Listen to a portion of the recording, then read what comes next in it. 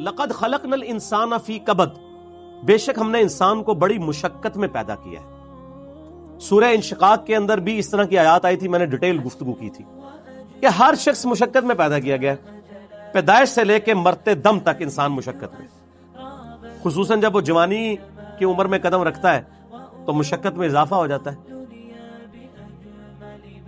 اور وقت کے ساتھ ساتھ انسان پہ برا وقت ہی آتا ہے، اچھا وقت نہیں آتا۔ انسان کی مصروفیات بڑھ جاتی ہیں، انسان کی تگ و دو بڑھ جاتی ہے، اولاد کی تربیت کا معاملہ، ان کے رزق کا بندوبست کرنا، ظاہر اللہ نے اسباب کے ساتھ چیزوں کو جوڑا ہوا ہے، تو پوری زندگی انسان مشقت کاٹتا رہتا ہے۔ لیکن کامیاب ہیں وہ لوگ جن کی یہ مشقت اللہ کے لیے ہوتی ہے، چاہے وہ اپنے بیوی بچوں کے لیے بھی کر رہے ہیں، لیکن خدا ٹاپ پرائرٹی رہے، اللہ کو ترجیح اول مانے۔ جیسے ہی اللہ کے حوالے سے ترجیح ہٹ گئی تو آپ کی بڑی سی بڑی نیکی بھی زیرو سے ملٹیپلائی ہو جائے گی۔ ایک شخص رزق حلال کما رہا ہے، اس کے لیے نیکی ہے، لیکن اگر اس کی وجہ سے وہ نمازیں چھوڑ رہا ہے، روزے چھوڑ رہا ہے، اللہ کے احکامات کو پامال کر رہا ہے، تو یہ اس کی نیکی پھر کس کام کی ہے؟ وہ تو پھر کئی اور لوگ بھی کر رہے ہیں۔ کیا دنیا میں لاکھوں غیر مسلم ایسے نہیں ہیں جو حلال کما رہے ہیں؟ بڑے بڑے اپ رائٹ قسم کے لوگ ہیں، اس طرح کے آپ کو مسلمانوں میں دکھانے مشکل ہو جاتے ہیں، لیکن جب تک خدا کے ساتھ کمٹمنٹ نہیں ہوگی آپ کی نیکیوں کا آپ کو فائدہ نہیں ہوگا۔ تو انسان کو مشقت میں اللہ نے پیدا کیا، ماں کو بھی مشقت اٹھانی پڑتی ہے، باپ کو بھی اٹھانی پڑتی ہے، اور انسان جب یعنی بچپن میں تو اس کی بڑی بادشاہ والی زندگی ہوتی ہے، جو جوانی میں قدم رکھتا ہے اس کی مشقت کا دور شروع ہو جاتا ہے، حتیٰ کہ انسان اس زندگی سے فارغ ہو جاتا ہے۔ اتنی تکلیفیں اٹھانے کے بعد ابھی آخرت کی تکلیفیں باقی ہیں۔ اگر کسی نے دنیا میں اللہ کی مرضی کی زندگی گزاری تو اس کی یہ مشقت عارضی ہے، ہمیشہ کی کامیابیاں اس کا مقدر ہے، اور اگر کسی نے دنیا اپنی مرضی کی گزاری تو یہاں پہ کتنی عیاشی کر لے گا، وہ الٹیمیٹلی مر کے ہمیشہ کی زندگی میں اللہ تعالی کے حضور اسے ناکامی کا سامنا کرنا پڑے گا، اور ہمیشہ کی مشقتیں، ذلت اور عذاب اس کا مقدر ہونے والی ہیں، والعیاذ باللہ تعالی۔ تو انسان کی کوشش ہوتی ہے، اب وہ کوشش اگر پازیٹیو ہے رزلٹ پازیٹیو نکلے گا، نیگیٹو ہے تو نیگیٹو نکلے گا۔ اسی کا ذکر اب آگے آ رہا ہے، اَيَحْسَبُ أَن لَّن يَقْدِرَ عَلَيْهِ أَحَدٌ، کیا انسان یہ گمان کرتا ہے کہ اس پر کسی کا بس نہیں چلے گا؟ یعنی وہ اگر دنیا اپنی مرضی کی گزار ہے تو یہ سمجھ رہا ہے آخرت بھی اپنی مرضی کی گزارے گا؟ نہ، ایسا نہیں ہوگا۔ يَقُولُ أَهْلَكْتُ مَالًا لُبَدًا، بڑے فخر سے کہتا ہے کہ میں نے تو بڑا مال خرچ کیا ہے۔ اسپیسیفکلی تو اشارہ ہے مشرکین عرب کے ان امیر لوگوں کی طرف جن کا ذکر قرآن پاک میں کئی جگہ ہے، کہ وہ بڑا فخر کرتے تھے کہ ہم حرم مکہ کی جو خدمت ہے وہ ہمارے ذمہ ہے، ہم یہاں پہ حاجیوں کے اوپر جو ہے وہ خرچہ بھی کرتے ہیں، اللہ کی راہ میں لوٹاتے ہیں۔ اللہ فرماتا ہے ان اعمال کا فائدہ نہیں ہے جب تک تم اللہ کی توحید اور اس کے نبی علیہ السلام کی رسالت پر ایمان نہیں لاؤ گے، شرک سے کنارہ کشی اختیار نہیں کرو گے، تو یہ حاجیوں کے اوپر کھانا پینے کے اوپر پیسے صرف کرنا، یہ مال جو تم لگا رہے ہو اور بڑی اکڑ رہے ہو کہ اللہ کے حضور اس کا کوئی اجر ملے گا، کوئی اجر نہیں ہے اس کا۔ اَيَحْسَبُ أَن لَّمْ يَرَهُ أَحَدٌ، کیا وہ خیال کرتا ہے کہ اسے کسی نے نہیں دیکھا؟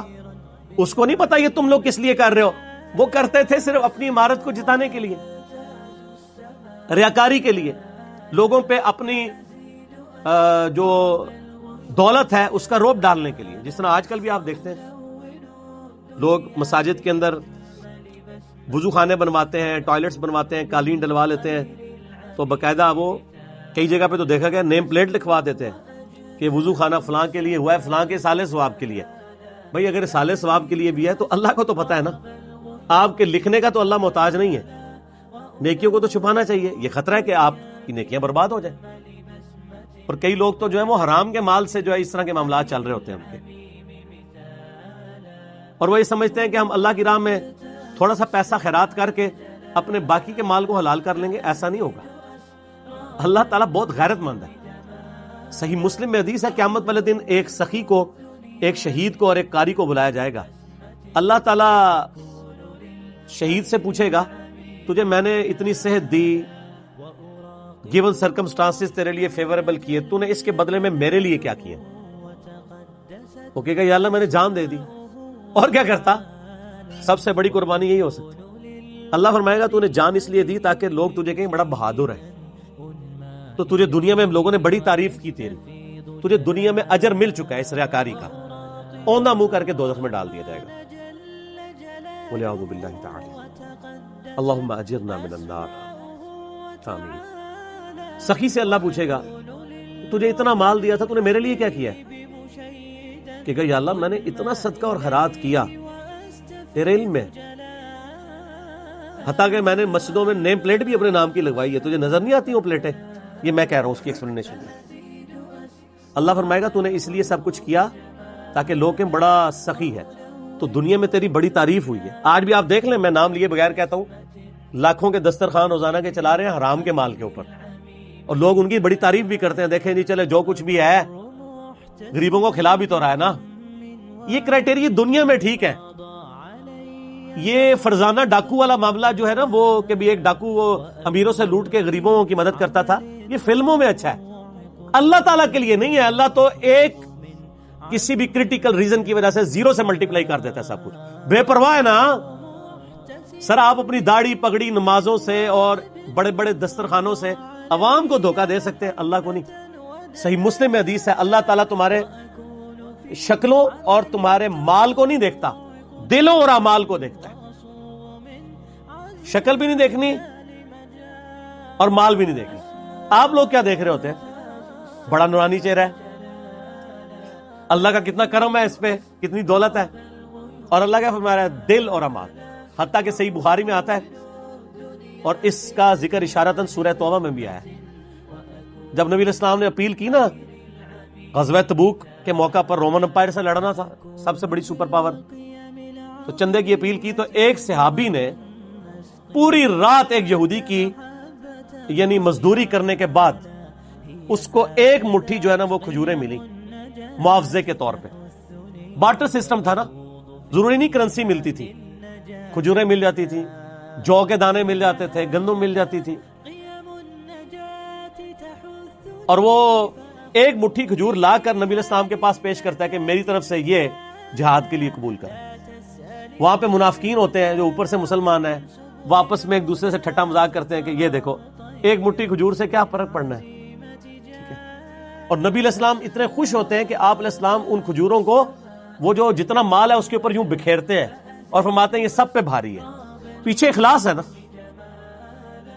اسی لیے دیکھیں نیکیاں قیامت والے دن گنی نہیں جانی، تولی جانی ہے۔ مکے کے اندر رہنے والا شخص جو روزانہ 5 وقت نماز حرم میں پڑھتا ہے، ہزاروں لاکھوں نمازوں کا ثواب کماتا ہے، عین ممکن ہے کہ اس کی لاکھوں نمازیں، ایک وہ شخص جو سڑک کے کنارے مزدوری کرتا ہے، وہ مسجد تک بھی جانے میں اس کو تردد ہے، اور وہیں پہ وہ اپنا کپڑا ڈال کے جون جولائی کی تپتی دوپہر کے اندر سڑک کے کنارے کسی درخت کی چھاؤں میں صرف فرض ہی ادا کر لیتا ہے، اس کی ایک نماز ظہر ہو سکتا ہے اس کی ہزاروں نماز ظہر جو حرم میں ہے اس سے بڑھ کر ہو، کیونکہ اللہ نے نیکیاں تولنی ہے، گننی نہیں ہے۔ اگر کسی کے پاس 5 نوٹ 10-10 روپے کے ہوں اور ایک نوٹ 5000 روپے کا ہو تو ورتھ کس کی زیادہ ہے؟ 5000 کی۔ اگرچہ نوٹ وہ ایک ہے لیکن اس کی ویلیو زیادہ ہے۔ اسی طریقے سے اگرچہ حرم میں نیکیاں زیادہ ہیں لیکن ان کی ویلیو ورتھ، اسی کو وہ کہا جاتا ہے نا کہ اللہ تعالیٰ کوالٹی دیکھتا ہے، کوانٹٹی نہیں دیکھتا، کوالٹی اس کی زیادہ ہے۔ اس کو جو اللہ نے حالات و واقعات دیے تھے اس میں بیسٹ وہی پرفارم کر سکتا تھا۔ تو قیامت والے دن نیکیاں تولی جائیں گی، گنی نہیں جائیں گی۔ اور پھر اس میں آتا ہے کہ تیسرا قاری بلایا جائے گا، عالم، قرآن کا حافظ، صحیح مسلم کے الفاظ ہیں۔ ہاں بھائی قرآن کا علم دیا تھا، کیا کیا؟ کہے گا یا اللہ میں نے تو اتنے لوگوں کو تقریریں کی، اتنے واعظ کیے، اتنے درس قرآن دیے، یہ کرتا رہا۔ اللہ نے فرمایا وہ اس لیے کرتا رہا کہ لوگ تیری بڑی تعریف کریں کہ تو بڑا علامہ ہے۔ تو دنیا میں تیری تعریف ہوئی ہے، اتنے بڑے بڑے اشتہار تیرے نام کے نہیں چھپتے تھے جس کے آگے پیچھے اتنی لمبی لمبی دمیں لگی ہوئی ہوتی تھی، تو تجھے دنیا میں اجر مل چکا ہے، اس کو بھی اوندا منہ کر کے دوزخ۔ تو ریاکاری کے ساتھ اعمال ایکسیپٹیبل نہیں ہے۔ اَيَحْسَبُ أَن لَّمْ يَرَهُ أَحَدٌ، کیا اس نے یہ خیال کیا کہ اسے کوئی دیکھ نہیں رہا؟ أَلَمْ نَجْعَل لَّهُ عَيْنَيْن، کیا ہم نے ان کے لیے دو آنکھیں نہیں بنائی. اب یہ اللہ تعالیٰ انسانوں کو مخاطب کر رہا ہے کہ جو میں نے تمہیں نعمتیں دی ہیں ان پر غور و تفکر کرو, اور پھر اس کا تقاضا کیا ہے وہ بھی آگے بیان ہوگا. ہم سب جتنے 100+ یہاں لوگ بیٹھے ہیں یا ہزاروں لوگ جو ویڈیو میں دیکھیں گے, کہ پوری دنیا کے انسان اپنے آپ کو سامنے رکھیں. اللہ تعالیٰ آپ سے مخاطب ہے. الم نجعل لہ عینین, کیا میں نے تم لوگوں کو آنکھیں نہیں دی, ولسانا وشفتین, اور ایک زبان اور دو ہونٹ نہیں دیے. اس کے اندر قیامت مضمر ہے میرے بھائی. یہ زبان اور ہونٹ نہ ہو تو بچہ بڑا ہی نہیں ہو سکتا. اور جو ساتھ جبلی ہدایت اللہ نے دی ہے, اس سے پتا ہے کہ میں نے دودھ کیسے پینا ہے. بچے کو سکھانا نہیں پڑتا, وہ اپنی جبلی ہدایت, نیچرل انسٹنکٹ جسے کہتے ہیں, جیسا کہ ایک بکری کی نیچرل انسٹنکٹ ہے کہ وہ گوشت کی طرف دیکھے گی بھی نہیں اور گھاس کھائے گی, اور شیر جو ہے وہ گھاس اس کے سامنے, تازہ گھاس کیا تازہ سبزیاں بھی لا کے رکھے, وہ اس کی طرف منہ بھی نہیں مارے گا, گوشت کھائے گا. اس طرح کی اللہ تعالیٰ نے ہر انسان کو بھی ایک انسٹنکٹ دی ہے, جس کی وجہ سے وہ بچپن ہی سے ان چیزوں کی طرف مائل ہو جاتا ہے. ہونٹ اور زبان چوسنے کے لیے. وَهَدَيْنَاهُ النَّجْدَيْنِ, اور ہم نے اس کو دو راہیں دکھا دی, دو گھاٹیاں دکھا دی. ایک معنی اس کا یہ بھی کیا گیا, ان دو گھاٹیوں سے مراد اس بچے کے لیے جو ماں کے دودھ پینے کی جگہ ہے وہ مراد لی گئی ہے, کیونکہ ہونٹوں کا ساتھ ذکر ہے اور زبان کا ذکر ہے, اور اس کے بعد اس کو جبلی ہدایت بھی دی ہے, یہاں سے تجھے دودھ ملے گا. اور ایک اس کا معنی یہ کیا گیا ہے کہ ان گھاٹیوں سے مراد یہ ہے کہ اسے بتا دیا گیا ہے کہ یہ حق کا راستہ ہے, اس کا انجام جنت ہے, اور یہ برائی کا راستہ ہے, اس کا انجام جہنم ہے. انا ہدیناہ السبیل اما شاکرا و اما کفورا, ہم نے ہدایت کا راستہ دکھا دیا ہے, چاہے شکر گزاری کی روش اختیار کرو خواہ نہ شکری کی. فلقتحم العقبہ, پھر وہ داخل ہی نہیں ہوا اس گھاٹی کے اندر جو اللہ کی ریکوائرمنٹ تھی کہ کون سی گھاٹی اختیار کرنے والی تھی. وما ادراک ما العقبہ, اور تمہیں کیا پتا ہم کس گھاٹی کا ذکر کر رہے ہیں. فک الرقبہ, وہ گھاٹی ہے غلاموں کی گردن کو چھڑانا. میں اکثر کہتا ہوں کہ یہ جو مال خرچ کرنا ہے نا, یہ اللہ تعالیٰ کو اتنا محبوب ہے کہ قرآن حکیم میں نماز کے پیرلل ہمیشہ اللہ کی راہ میں صدقہ کرنے کا ذکر آیا ہے. اور یہاں پہ تو دیکھیں اس سے ہٹ کے نماز کا کہیں ذکر ہی نہیں, اللہ کی راہ میں خرچ کرنا, غلاموں کو آزاد کروانا. غلامی کا دور تھا. آج اس کی ماڈرن فارم یہ ہے کہ کوئی مقروض ہے اور آپ کو اللہ نے رقم دی ہے تو آپ اس مقروض کو اس قرضے سے نجات دلا سکتے ہیں.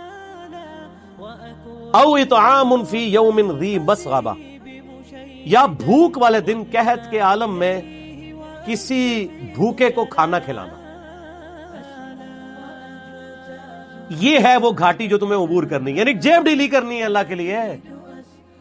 اللہ کے لیے جیب وہی ڈھیلی کرے گا جس کی یہ عقیدت ہوگی اللہ کے ساتھ, اور یہ عقیدہ وابستہ ہوگا کہ میں جو مال اللہ کی راہ میں خرچ کر رہا ہوں الٹیمیٹلی اس کا بدلہ مجھے اللہ تعالی نے آن دا ڈے آف ججمنٹ قیامت کے دن دینا ہے.